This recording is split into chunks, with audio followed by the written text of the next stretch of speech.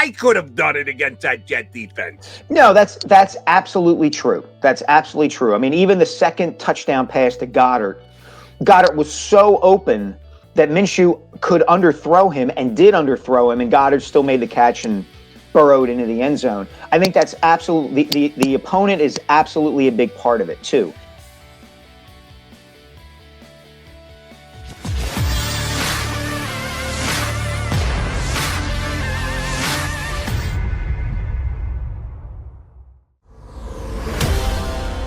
You got the Mac and Mac guys here on Birds 365. We appreciate you tuning in on a walkthrough Wednesday. We're just walking through the bye week. But we need to give you guys some good insight and content. So that's why we bring a guy like Mike Sielski on, lead columnist for the Inquirer Sports section and Birds aficionado. How are you, Mr. Sielski? I'm doing well, guys. Thanks for having me on. All right. Appreciate you coming on. Let's get the promotional stuff out of the way, because I got a real question for you about your book with Kobe, the Mamba original story, coming out in just about a month from now. Is it better for the Lakers to be good or to be bad for your book sales? Because if they're good, yeah, then the Lakers are laying. Let's more about Kobe. But if they're bad, let's remember yesteryear when we had Kobe Bryant, and its LeBron honeymoon has not lasted all that long. Which are you actually rooting for? Jody, the good Lakers or the bad Lakers? You are asking a question that I have, honest to God, have not contemplated at all. I would guess that it's better if they're good because they're more relevant. Just because they may win a championship or they're going to make a deep playoff run. But I think to a degree they're the Lakers. And so, they're going to be talked about and interested in no matter what. So I don't know, to answer your question. Honest to God, I just hope people buy the book, obviously, because I have a wife and kids and I need to provide for them. And I hope the people who read it enjoy it and think it's a good book, and everything else is gravy. So we'll see.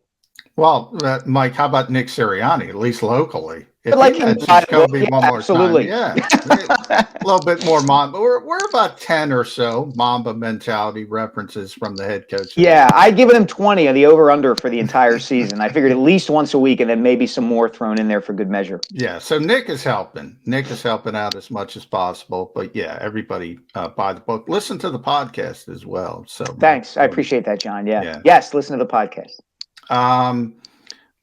We are with the Eagles, so you take time off from upsetting Flyers fans, which I'm thrilled that you do. But so let's upset some Eagles fans, Mike. Sure, I love it. Let's do it. I'm a little bit stunned. I'm going to give Eagles fans credit here.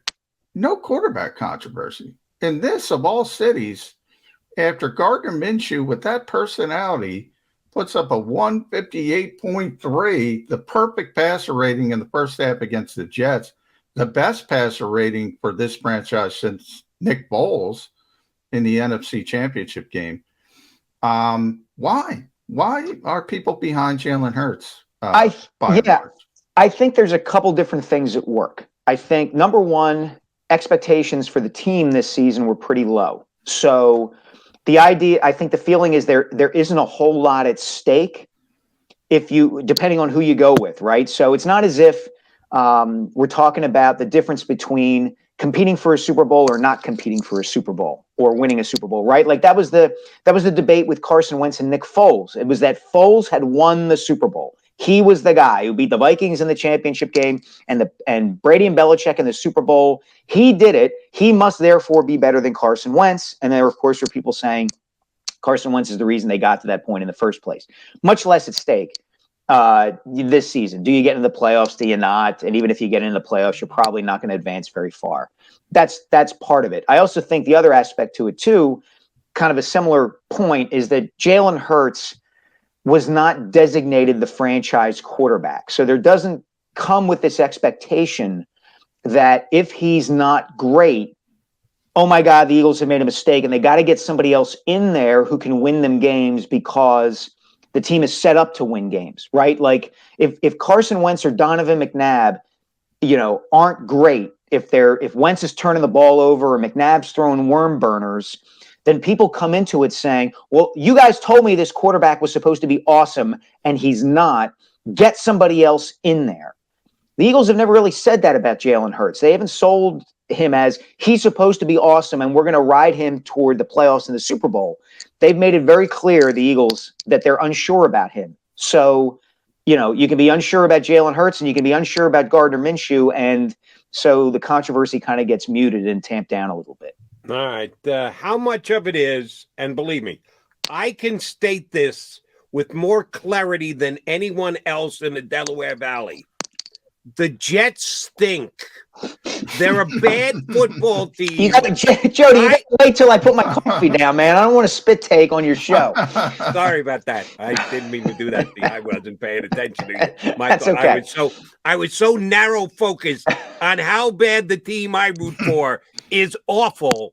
I'm only half kidding. Tongue is only half implanted in cheek when I say I think I could have completed 9 of those 11 passes that Gardner Minshew started with.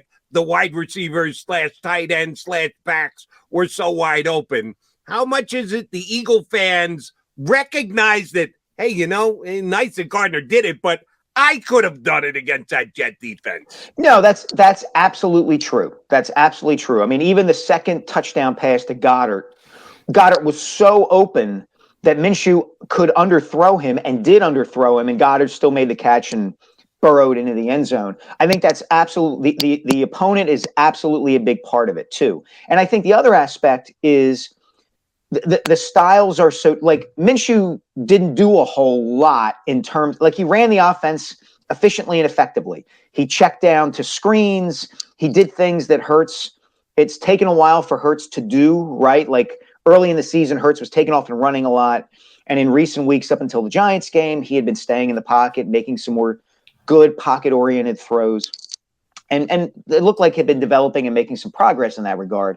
But yeah, I think you're right. I think the fact that the opponent was the opponent plays into this a lot. Now, the flip side of that, of course, is that the opponent the week before, when Jalen Hurts was starting, stunk too. The Giants were just as bad as the Jets, and Jalen Hurts threw 3 interceptions and couldn't beat them. So, you can take both sides of it. But yeah, I think absolutely people are skeptical of Minshew just because, hey, it's like he beat a 1AA team out there, right? Like it's the Jets.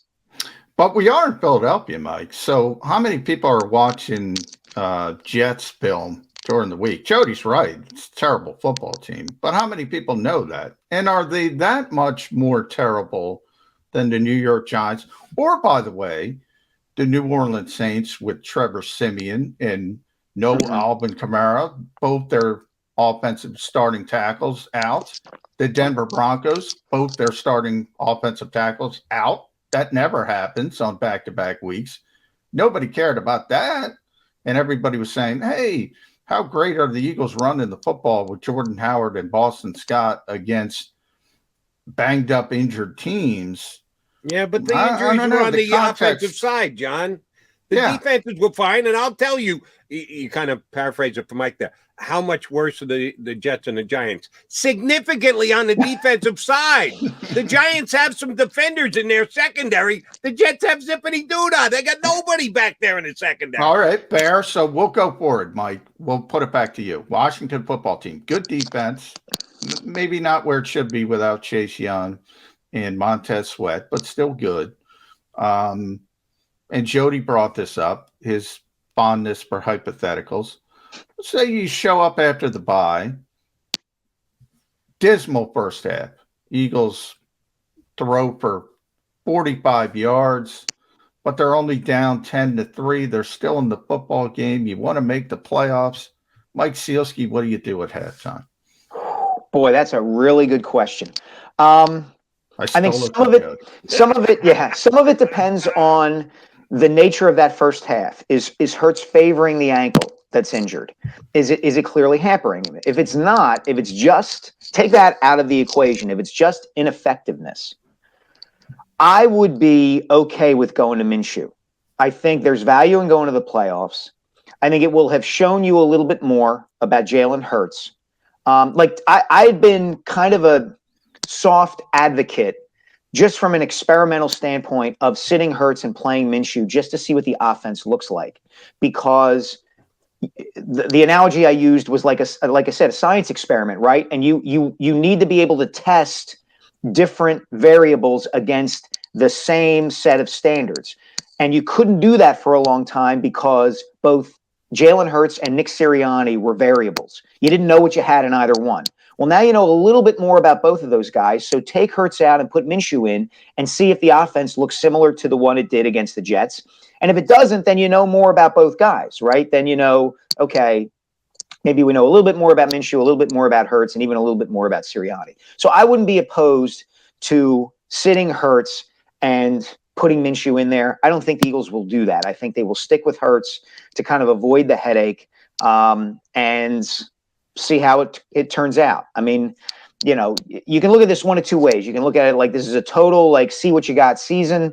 And if they lose to Washington and they don't make the playoffs, then you know more about Jalen Hurts and what you have, and you know what you need to do in this coming off season and beyond. Or you can say, hey, the playoffs are valuable. You have a chance to make the playoffs. You got to go with the guy who you think can get you there. And if that's Gardner Minshew, then you go with it. I lean probably more to the playoff end of things, but I could understand them going the other way too. All right, Mike, I need you to speculate a little bit here because we're not there yet, but we'll be there before you know it. Sirianni's done the job that he's done so far this year. Certainly good enough by me. John, same thing. Everybody's got their opinions on where the coach sits as of right now. These next 4 weeks, the pressure gets ratcheted up. They are absolutely in a playoff push. Whether they get there or not, we'll find out. But they're in the mix. They are fighting for a playoff spot. That ratchets up the pressure. How's the coach going to handle it? You know, if the arc of the season is any indication, Jody, I think he'll handle it pretty well, right? Like, that was how I was going to judge him the entire year, was whether the team got better. And the team was rough in the beginning, committing a ton of penalties. He was making what I thought were some poor play calling decisions. But things have generally gotten better. I don't think, with the exception of the early part of the Giants game, where you were rolling with running, you were running the ball over people for the previous 3 weeks, and you got away from it from a little bit too long against the Giants, and it cost you. With the exception of that, he's been doing what he has to do to have his team win games. The penalty numbers have gone down. They're not making as many dumb mistakes. So the indications to me are right now that if the Eagles don't make the playoffs, or if they, if they lose a couple of close games to Washington or even Dallas, it's not going to be because Nick Sirianni, choked or wasn't up for the moment. The team's gotten a little bit more competent, it seems to me, just about every week over the last 6 weeks, ever since that Las Vegas game, where I buried them. I thought, oh, this is a bad football team. Forget it. So, yeah, I'm willing to give him a chance to continue that arc and to continue that trend, because I think it's been encouraging.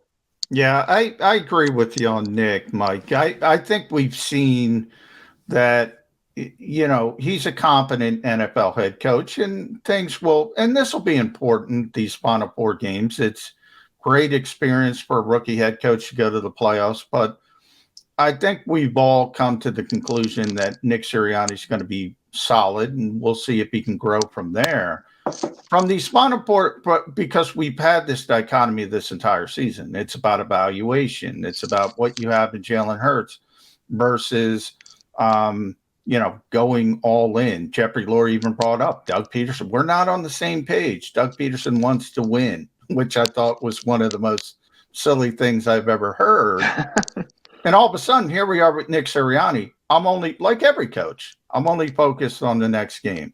I'm about winning that game. I'm not thinking about 2022.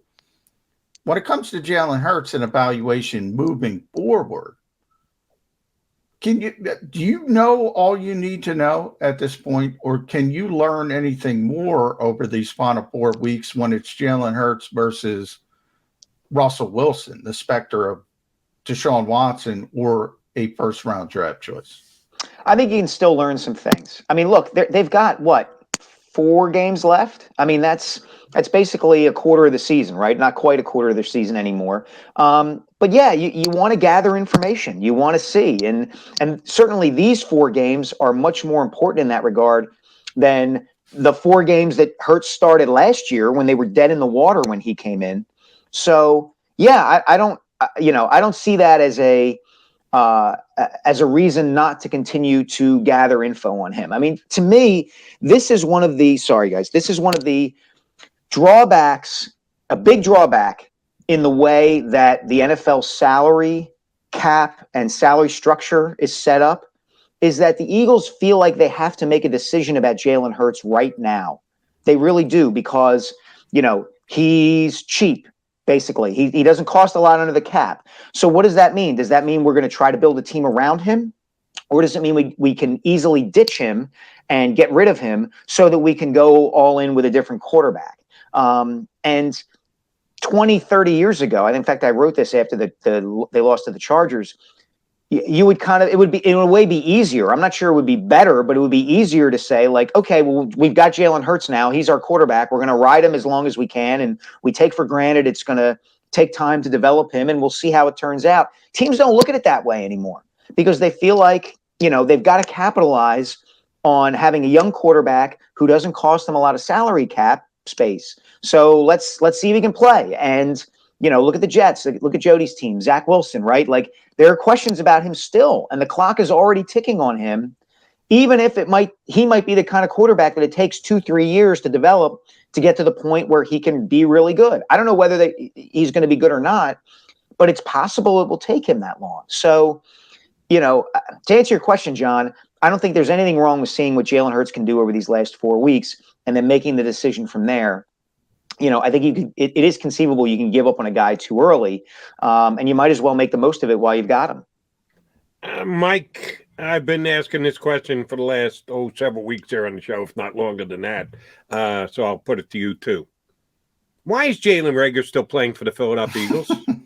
Because he was a first-round draft pick. That's it. He was a first-round draft pick. Gone are the days when Buddy Ryan would cut Mike Bellamy because even though he was a second-round pick, because he thought he couldn't play. That's gone. It doesn't exist anymore. He's a first-round pick, and they're going to try to wring every drop of muffed kickoffs and dropped passes out of him before they are persuaded that they can give up on him. That's the way this works. It goes back to what I just said about the quarterback position, right? Like, that's what makes the challenge with Hurts so difficult, is that he's not a first-round pick. They don't have as much invested in him. So he's got a higher bar to clear to be retained as a starting quarterback, because they don't have as much invested in him. Same thing with, like, Reagor compared to Quez Watkins. Watkins was a 6th-round pick. He's a bonus. So we're not going to, we're going to give Reagor every single opportunity, because we drafted him instead of Justin Jefferson, and we better we better find out really and truly if he can't play. But let me follow up there. You're right. The Jefferson Reagor comparison is going to go forever. But wouldn't it lessen if you just jettisoned Reagor, with him coming out and playing every week and flubbing a punt and letting the kickoff land and not catching the ball at the goal line? Isn't that just bringing more attention to the fact that they took Jalen Reagor over Justin Jefferson? If you just moved on from him, wouldn't that lesser the spotlight that the Eagles are under? You're not thinking of this in modern pro sports terms, Jody. The longer you hold on to him and the more opportunities you get, the more chances there are, presumably, theoretically, for him to increase his value. So you might be able to trade him.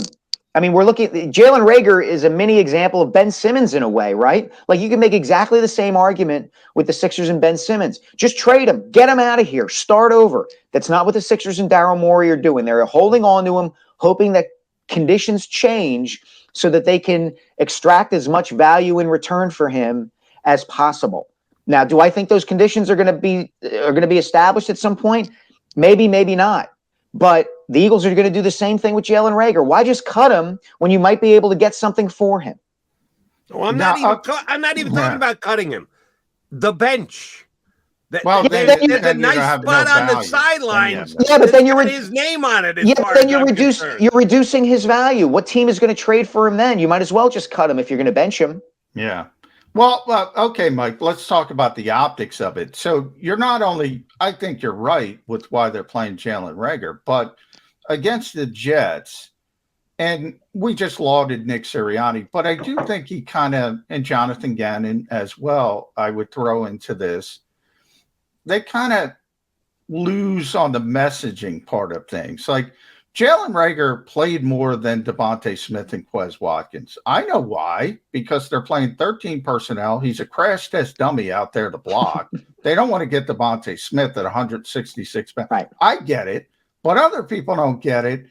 And Nick just defaults to it worked. The punter didn't come out until the last series or whatever in the fourth quarter. I'm not apologizing for that. Do you have to be better with the optics part of what you're doing when things like that happen and Jalen Reagor gets more playing time than Devontae Smith? Well, I think you have to be cognizant of it within the locker room, right? Like if Jalen Reagor is out there in personnel groupings that are going to help the Eagles win a game, and he wins a game, and they win a game, and he is performing his assignments in those situations to the best of his ability, if he's working hard, that's one thing. If Devontae Smith is coming to you and complaining that he's not getting the ball, which we don't know whether he is or he isn't, that's something else, right? Like that's true of any organization. It could be a football team. It could be a media company. It could be a business. You have to be cognizant of how your entire workforce is reacting to this kind of holding up of one or two employees to try to extract the most out of them, right? And if the other people in the business say, hey, look, this guy just doesn't have it, we shouldn't be running him out there, then that's one thing. And Sirianni has to be cognizant of that and has to take that into consideration. If Jason Kelce or Jalen Hurts or people like that are coming to him and saying, look, man, I can't throw the ball to Jalen. We can't throw the ball to Jalen Reagor, or what are we doing? Like, you know, we're wasting Devontae. That's one thing. If they're rolling over the Jets and Jalen Reagor is helping to set the edge on the outside when Miles Sanders breaks a 20-yard run, then maybe it's not that big a deal. But we're not in the room to know. So I think that's what it comes down to, and that's the thing that Sirianni has to weigh. I think the optics of Reagor gets more playing time than Smith, pointed out by guys like us, matter less than what happens in that room among the guys who know whether Reagor's playing hard, carrying out his assignments, doing the best he can, and is just not good enough. All right, Mike, I put this poll question. I throw them up every once in a while on Twitter. Not often, but every once in a while, usually before I'm going to do a radio show, because then I get some play off it when I get on the air. If these are your only two choices, 1 and 2 and 2 and 1, not optional, the Eagles in their next 3 games, the Washington football team twice and the Giants once, are more likely to go 3-0 or 0-3. Which side you coming down on? 3-0. I think the Giants, because the Giants tip the scales for me. If you're going to make me pick one or the other, I think the Giants will be dead in the water. I think they will be dead team walking. They were dead team walking the other last week, and the Eagles threw it away. Yeah. So, you know, if you're going to make me pick one or the other, Jody, I'll say 3-0 because I think there's no way the Eagles lose to the Giants again. Everybody. Damo said, we had Damo yesterday. He said that. I think, you know, I said it, Jody. I think you said it. Yeah. Yeah. Giants tipped the scale for me as well. Yeah, you can't do that twice. You can't lose that team twice. You guys read the coverage in New York of that team. Yeah. It is incredible. Like how there's just like a dark cloud over it for any number of reasons. And, you know, I mean, in a way, I feel bad for like a kid like Saquon Barkley who, you know, just the injuries and the situation. He was put in a position he shouldn't have been in with the number 2 overall pick. You know, all that stuff. It's just it's a bad scene up there. And here's the funny thing. They're not even the worst team in town. The worst team in town is the one that the Eagles beat the snot out. Right. New York football, back-to-back weeks, we had to watch New York football. It's not good, Mike. No, what is good, by the way, and I want to say this, Inquirer.com, Mike Sielski, great column on Bill Belichick and Tom Brady. But thanks. Bill Belichick against the Buffalo Bills in that weather, not throwing the football at all in the modern NFL, this guy just drives people crazy. You saw it with Sean McDermott. He's in his head. It was so fascinating to me, John, to watch that game and then watch the aftermath of that game. right? Like the two Bills players who got asked, like, were you embarrassed? And of course they were embarrassed. And even if they weren't, they were totally emasculated by what Belichick did. Belichick could have walked out in the middle of the field at the 50-yard line and screamed to Sean McDermott and the Bills, we're going to run the ball down your throat. And the Bills couldn't have done anything to stop it. And what that leads to, I think, is you watch Belichick and what he's doing with the Patriots, particularly in a game like that. You watch Tom Brady and what he's doing with the Buccaneers. And it shifts the expectations for everybody else who covers or is involved with the league, right? Like part of the Gardner Minshew, Jalen Hurts debate is Gardner Minshew was a 6th-round pick too, just like Tom Brady. And every fan of every team who sees a guy like Minshew or Mike White with the Jets now hopes that that guy is going to be the next Tom Brady, because the greatest quarterback of all time was a 6th-round pick. And maybe we're holding the Willy Wonka golden ticket, right? Same thing with Belichick. He won a game by just throwing it 3 times. That plays into every traditionalist who says, got to establish the run, got to run the ball to win, right? And it sets off debates, and it gets teams like looking at, who should our quarterback be? Do we have something in Nick Foles? Like Nick Foles beat Tom Brady. We're the Jacksonville Jaguars. Should we give him a gigantic contract? And it just, the ripple effects of those two guys throughout the entire league is just fascinating to me. The way they are outliers and yet drive everybody else crazy because they're just so great. And, oh, by the way, thank you for going down the Mike White road for the Jet fans who thought because he threw for 400 yards, oh, my God, the Savior has arrived. Yes. And then the next week he threw 4 interceptions. So for you Gardner guys this week are going, how can you possibly put Jalen Hurts back out there? Did you see what Gardner Minshew did? Yeah, remember, there can be 4 interceptions after 400 yards passing. So I just thank you for bringing that to light, Mr. Sielski. Jody, you sound like the Billy Crystal character in The Princess Bride. Like, yeah, thank you for bringing up such a painful memory. Now, why don't you give me a nice paper cut and pour lemon juice on it? Yeah, I'm sucking it up this week, getting it done here. I want to kill myself, but that's okay. I'm a tough guy. All right, are the Eagles going to be tough enough to make the playoffs? Yeah. Is this team intestinal fortitude, tough enough attitude? Has Sirianni built the character of this team to be good enough to make the playoffs? I think if they stick with what was working for them the previous weeks before the Giants game, I think so. Look, I understand the modern NFL. I get you got to throw to score points. Run the football, Mike. Yeah, but with this team, that's what's going to work, right? That approach is what's going to work. Presumably you get Jordan Howard back. Presumably you get Jalen Hurts back, and that's what you're going to do. You're going to you ride that offensive line, assuming Jason Kelce is able to play. That is your strength. That offensive line is so clearly far and away the greatest strength on this team. That's what you lean on. And I think if they do that, they can get into the playoffs. I do.